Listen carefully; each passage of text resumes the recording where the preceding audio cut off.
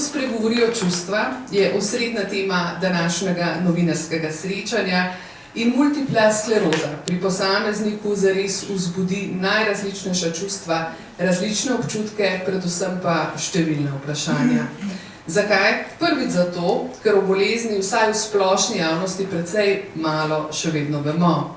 In drugič, ker nas to malo, kar o multipli sklerozi že vemo, navdaja z negotovostjo in strahom. Zato si zagotovo težko predstavljamo, kakšna čustva preplavijo šele posameznika, ki se sooči z diagnozo multipla skleroza in vsem tistim, kar v nadaljevanju ta bolezen prinaša obolelemu in njegovim bližnjim. O tem bomo danes izvedeli več. Zato mi dovolite, da vas v imenu organizatorja, to je Društva Spoznajmo multiplo sklerozo, prijazno pozdravim in za nekaj uvodnih misli najprej poprosim predsednico Društva Spoznajmo multiplo sklerozo, gospo Renato Žohar. Pozdravljeni. V začetku bi se vam zahvalila vsem vam, kateri ste danes prišli sem na tiskovno konferenco in potem tudi vsem vam, vsem tistim, ki boste to tiskovno konferenco si tudi pogledali po spletu.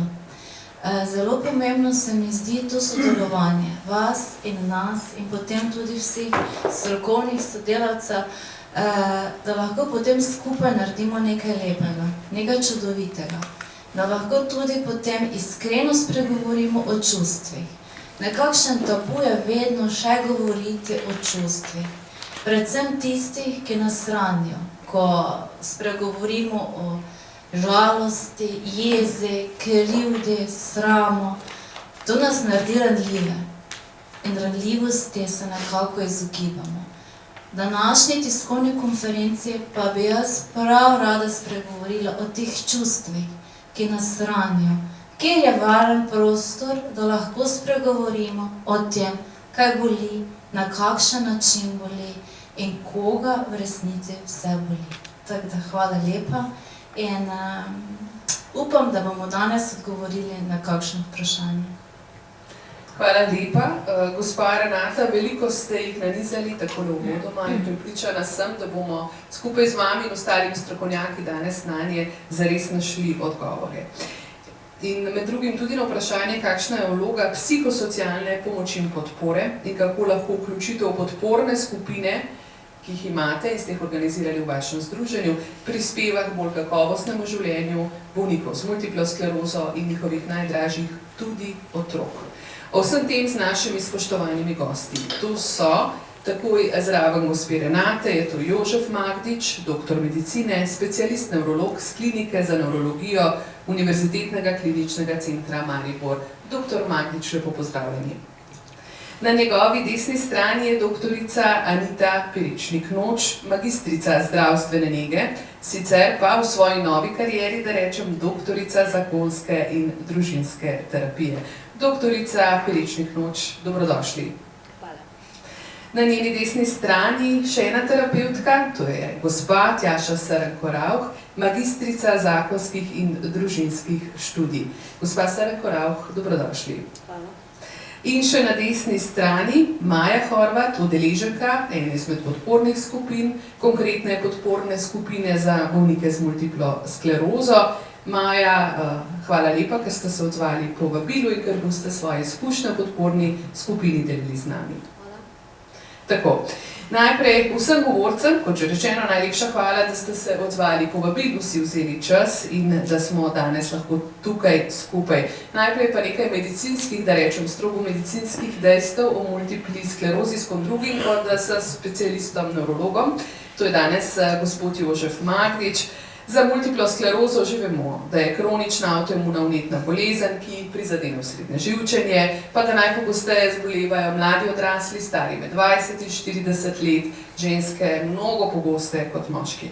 Ne vemo pa, ali pa manj razumemo, zakaj multipla skleroza se pri posamezniku, posameznici razvije in kaj je za to bolezen značilno.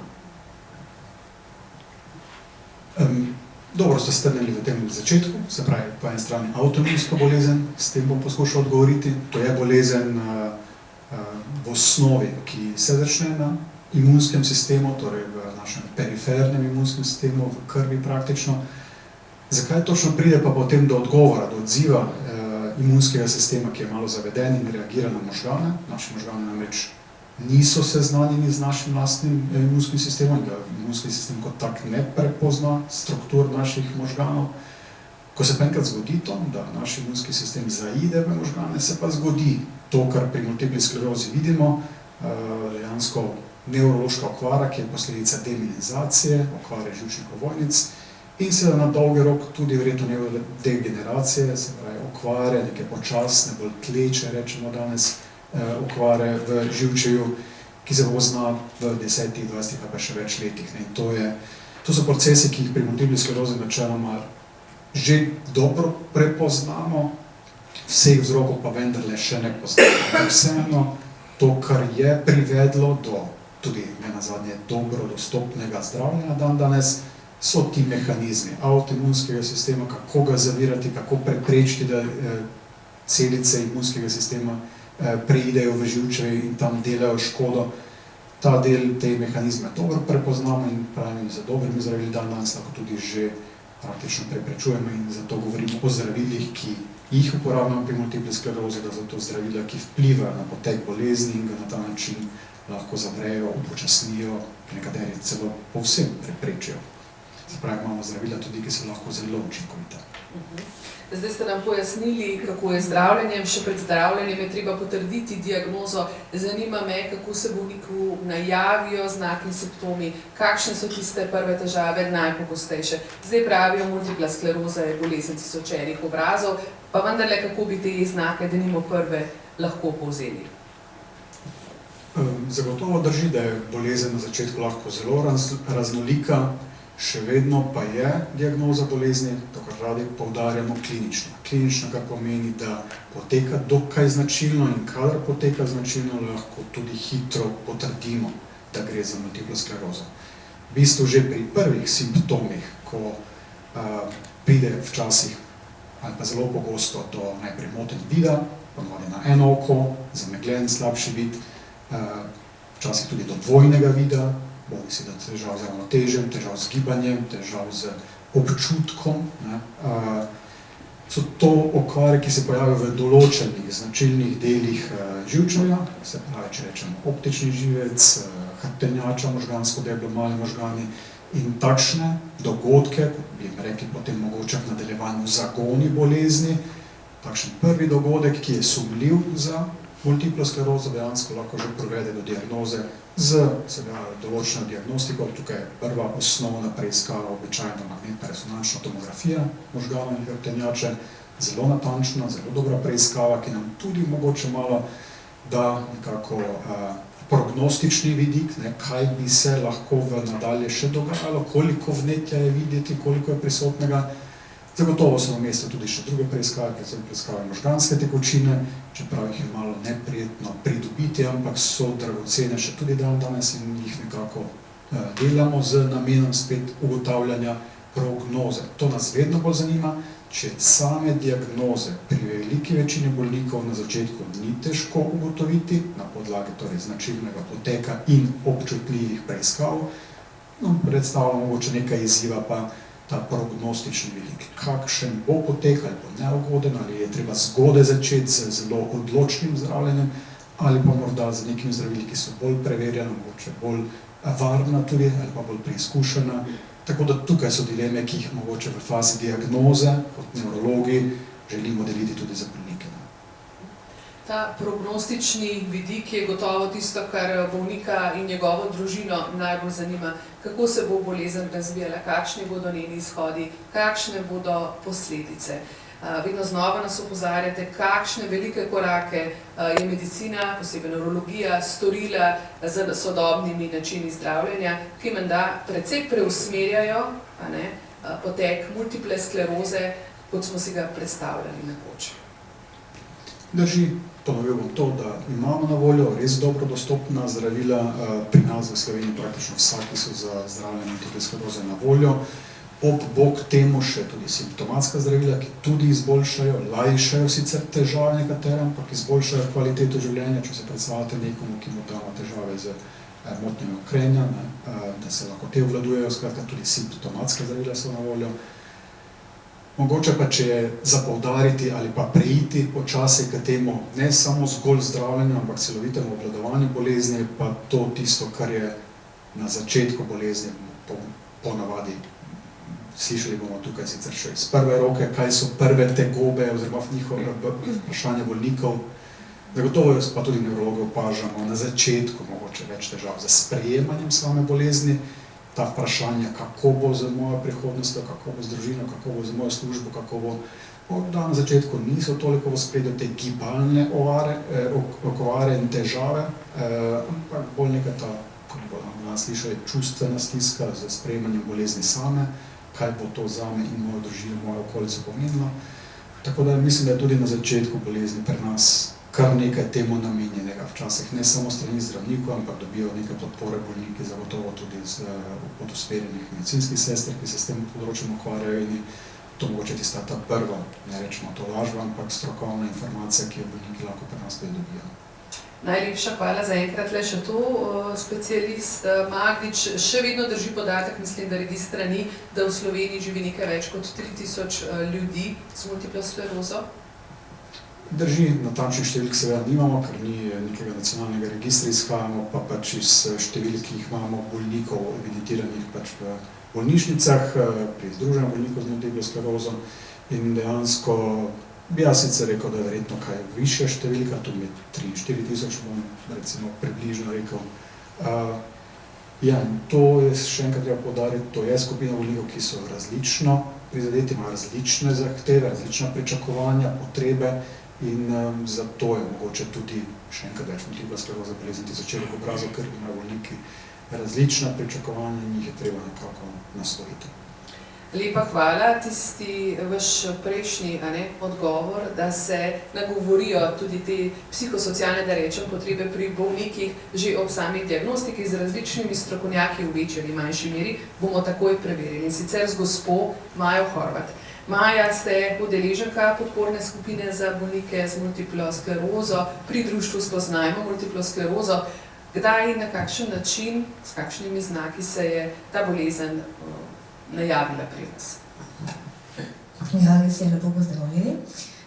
Za multiplo sklerozo sem zbolela pri svojih 20 letih, takrat na višku svojih zmožnosti, moči. Študirala sem, delala v svoje študentsko delo v računovodstvu. Preprosto en dan v telesu nekaj ni bilo na mestu, nekaj ni bilo v redu. Pojavil se je nek simptom, katerega moje telo ni poznalo. Bil je pač tipičen simptom multiple skleroze, tako kot je tudi dr. Magdič povedal, optični nevritis, oslepitev na desno oko, sprejetje na nevrološki oddelek, ker je pač bil čist tipičen simptom multiple skleroze, so kar hitro ugotovili po vseh preiskavah, po MR-u glave, po lumbalni punkciji, da pač gre za bolezen multiplo sklerozo. Tukaj bi rada povedala, da je postopek ugotavljanja moje bolezni bil zelo hiter in zelo strokoven. V UKC Maribor se zelo trudijo, da bolnika sprejmejo, mu razložijo diagnozo. Meni je bilo najbolj ključno, da takrat, ko so mi povedali, kaj sploh imam in kaj to sploh pomeni, so dali meni v mojem telesu tudi neko tolažbo. MS sester, ki delujejo v Mariboru in tudi moja nevrologinja dr. Hojsova, mi je dala veliko spodbudnih besed in veliko razlage, da sem potem sprejela to bolezen takrat v času hospitalizacije. Dokler imaš okrog strokovnjake, kateri ti lahko pomagajo, dobiš v sebi neko tolažbo, neko upanje, da v bistvu ta diagnoza sploh ni tako huda.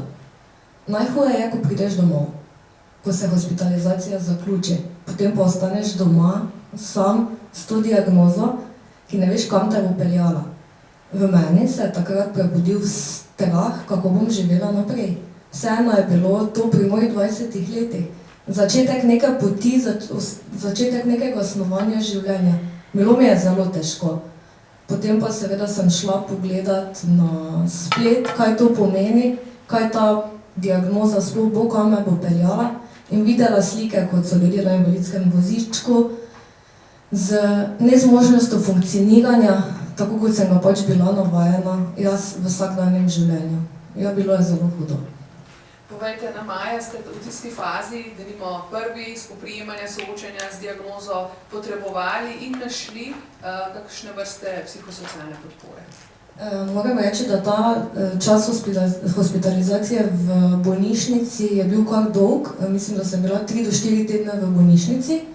Takrat so mi nudili psihološko pomoč. Obiskal me je psihiater in psiholog, da so ocenili moje stanje. Ampak meni se je zdelo pač, kaj ti ljudje delajo tam. Meni se je zdelo vse to skupaj brez veze. Verjetno predvsem zato, ker sem bila tako mlada. Še študentka pri 20-ih, kot ste rekli, vse življenje na dlani. Kaj pa vaša družina, morda so oni takrat vendarle z več življenjske modrosti, imeli tudi več življenjskih skrbi, kaj bo z vami, vaši starši, brat? Ja, tako je. Ko prideš domov v domače okolje, potem se moraš sam sprijazniti s to boleznijo in enostavno drugi družinski člani ne vejo, kako bojo živeli s teboj naprej. Jaz moram reči, da sem imela zelo veliko srečo, da na mene doma niso gledali kot bolnico, kot nekoga, ki nima zmožnosti opravljati opravil v svojem vsakdanjem življenju. Bili so mi veliko spodbude in zelo sem jim hvaležna. Nikoli niso na mene gledali kot nekoga, ki ničesar ne zmore, vedno so me bodrili. Mogoče je to tudi v redu zaradi tega, ker sem ostala s tem pozitivnim mišljenjem, pač nekako vozim življenje s tem pozitivnim mišljenjem. Nikoli mi niso dali pač občutka, da ničesar ne zmorem. Tako, danes vas bodri vaše lastno moštvo? Tako res je. V vseh teh letih sem si ustvarila družino. Imam moža in 2 sinova, ki mi res stojijo ob strani. Menim, da oni so z mano živeli, že kot sem jaz zbolela. In me drugače kot nekoga niso navajeni drugačne kot pač takšne kot sem. In ta utrujenost popoldanska, ki me pesti, preprosto to je del navade naše družine. In enostavno ne vem, kako bi me drugače sprejeli, kot pač tako, kot so navajeni name. Ker je danes naslov in tema novinarskega srečanja, ko spregovorijo čustva, me zanima, Maja, čez čas, ko je društvo Spoznajmo multiplo sklerozo pripravilo, ustvarilo, da rečem, podporne skupine, ste se tudi sami priključili podporni skupini za bolnike. Čim bolj na kratko, ker se k temu še vrnemo, izkušnje, kako bi na kratko povzeli, kaj se tam dogaja in zakaj je to za bolnika pomembno? Menim, da je ta skupina za bolnika zelo pomembna. V domačem okolju se nekako trudiš, da ne bi pokazal svoje šibkosti. Trudiš se, da greš z nasmehom skozi dan, da si rečeš, vse je v redu, vse druge pomiriš, da si v redu, da jih ne skrbi zate, v skupini pa res lahko odkriješ sam sebe, kaj te žre, kakšne tegobe imaš in to brez slabega občutka. Hvala lepa, Maja, za enkrat. Slišali smo, omenili ste, kako vas bodrijo, vam stojijo ob strani vaši fantje, sinova in mož.